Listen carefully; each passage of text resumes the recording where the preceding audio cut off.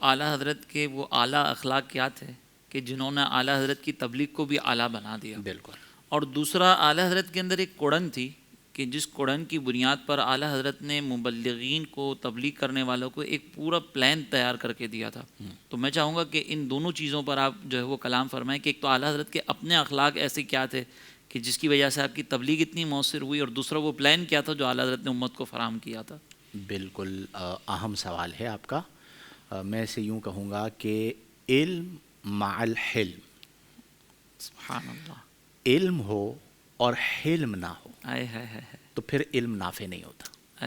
جسے علم ملے یعنی وہ عالم بھی ہو، اور حلم ملے یعنی حلیم الطبع بھی ہو. عام الفاظ میں ہم اسے کہہ دیتے ہیں بردباری، ٹھہراؤ، ضبط، برداشت. کہ میرے مزاج کے خلاف کسی نے کوئی کام کر دیا تو نفس یہ کہتا ہے کہ اس پہ غصہ کرو، لیکن علم یہ کہتا ہے کہ ضبط کرو. آقا کریم صلی اللہ علیہ وسلم نے بدوؤں کے ساتھ جو رویہ اختیار کیا وہ مثال ہے.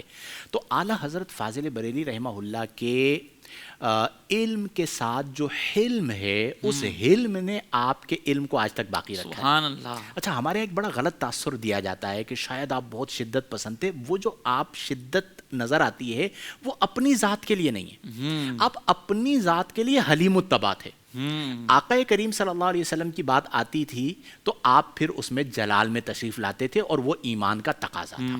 تو آپ کے جو اخلاق ہیں ان میں سب سے پہلی چیز یہ ہے کہ آپ کا جو کلام مبارک تھا اس میں سوقیانہ زبان کہیں نہیں تھی. سبحان اللہ. نہ جلوت میں نہ خلوت میں. اللہ. یعنی آپ کی تنہائی اور آپ کی مجلس دونوں میں آپ شرع کے پابند تھے. تو یہ اخلاق کریمانہ آپ کی ذات میں آئے. پھر اس کے بعد آپ کسی کو حقیر نہیں جانتے تھے. یعنی آپ نے ایک مقام پر یہاں تک لکھا کہ ایک شخص 1000 گناہ کرے تو بھی وہ مومن ہے، اسلام کی وجہ سے اس سے محبت کی جائے گی نہ کہ نفرت. اللہ اکبر. تو آپ مومن کی جو تعظیم ہے اس کا خیال رکھا کرتے تھے کہ کسی کو حقیر نہیں جانتے تھے، کسی کی دل آزاری نہیں کیا کرتے تھے.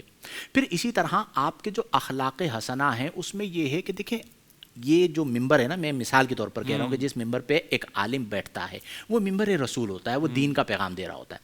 اگر وہ اس کرسی کو یا اس ممبر کو ذاتی مفاد کے لیے یا ذاتیات کے لیے استعمال کرے گا تو دین کو نقصان ہوگا. تو آپ نے اپنے منصب کو ذات کے لیے کبھی استعمال نہیں کیا. سبحان اللہ. یعنی یہاں تک ہوتا تھا کہ بعض لوگ بدتمیزی کرتے تھے، طرح طرح کی باتیں لکھتے تھے، تو کسی نے آپ سے کہا کہ آپ انہیں جواب کیوں نہیں دیتے؟ تو آپ نے فرمایا کہ جو مجھے القابات لکھ کر بھیجتے ہیں کبھی انہیں تحائف دیے؟ اللہ.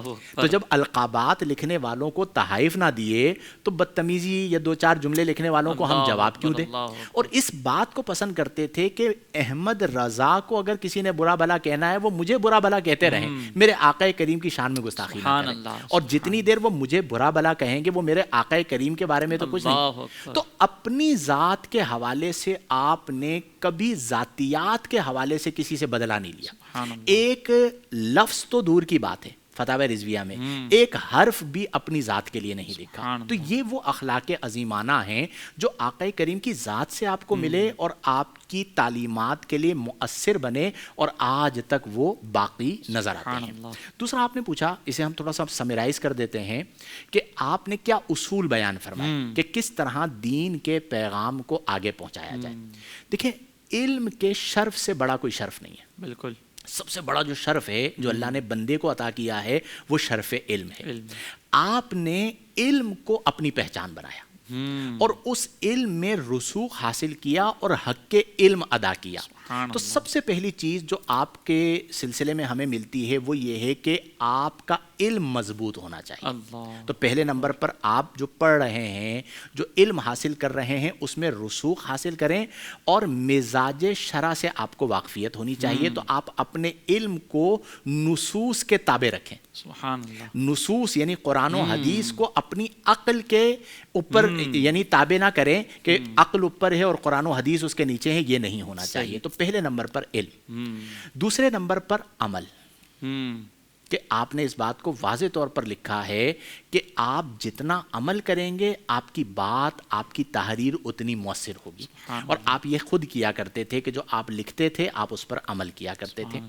تیسری چیز جو آپ نے اختیار فرمائی وہ ہے تصنیف. آپ جانتے ہیں فتاوی رضویہ ہمارے سامنے ایک سمندر ہے. تو جو ہم بول رہے ہوتے ہیں نا وہ تو سیکنڈز کے اندر زبان پر آ کر بات چلی جاتی ہے، لیکن جو تحریر میں آ گئی وہ صدیوں تک محفوظ رہتی ہے. تو آپ نے ضبط تحریر میں اپنے علم کو لایا تو وہ باقی رہا. پھر آپ یہ فرمایا کرتے تھے کہ تحریر مختصر لکھی جائے اور اسے پمفلیٹس کی صورت میں، تحریروں کی صورت میں مختلف علاقوں تک اور مختلف مقامات تک پہنچایا جائے. پھر اسی طرح مدارس کا قیام کیا جائے. گویا کہ آپ نے ایک پوری ترتیب بیان کی ہے کہ اس ترتیب کو باقی رکھا جائے گا تو علم باقی رہے گا. لیکن ان تمام باتوں کی جو بنیاد ہے وہ رسوخ فی العلم ہے کہ اگر آپ علم میں راسخ ہوں گے تو تبلیغ کے سارے کام آسان ہو جائیں گے. سبحان اللہ سبحان اللہ. زندگی کے تمام شعبوں میں دینی رہنمائی حاصل کرنے اور آخرت کو بہتر کرنے کے لیے ہمارے YouTube channel Islamic digital studio کو سبسکرائب کر لیں اور بیل آئیکن بھی پریس کر لیں. ہمارا IDS قرآن سے بھی ملاتا ہے. ہمارا